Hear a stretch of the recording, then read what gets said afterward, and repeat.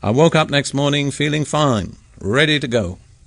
My wife had spent the whole night in prayer for me. I cannot thank God enough for a wife like that.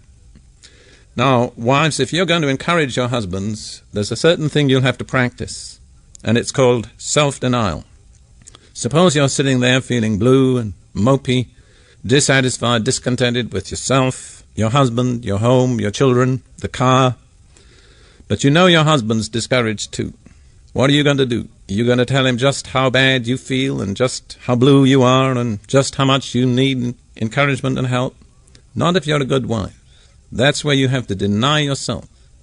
You have to suppress your own discouragement, your own negative emotions, and just devote yourself to encouraging your husband, to telling him what a fine husband he is, how much you love him, how much good he's doing you. Just pick out everything you can that's good and focus on it. You say, well, that's asking a lot. Maybe, but I'll tell you something else. You'll get a lot out of it. Because in the last resort, you'll reap what you sow into your husband.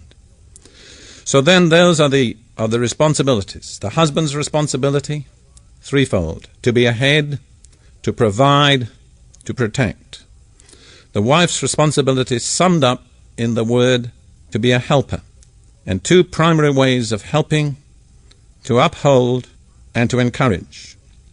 Now, closing my talk today, let me just point out to you the two common basic failures of husband and wife. When a marriage fails, it's usually because either or both have failed in these ways. The common failure of the husband, one that's very common in our culture today, is to abdicate from his responsibilities, not to be the head. Sometimes it can be done in a very quiet, negative way that doesn't appear, but nevertheless, it's a failure. The wife's common failure is just corresponding. It's to usurp responsibility, to take over headship.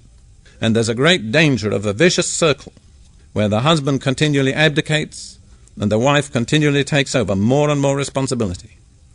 The only way that each can receive the needed grace is through the covenant commitment that God makes the basis of marriage.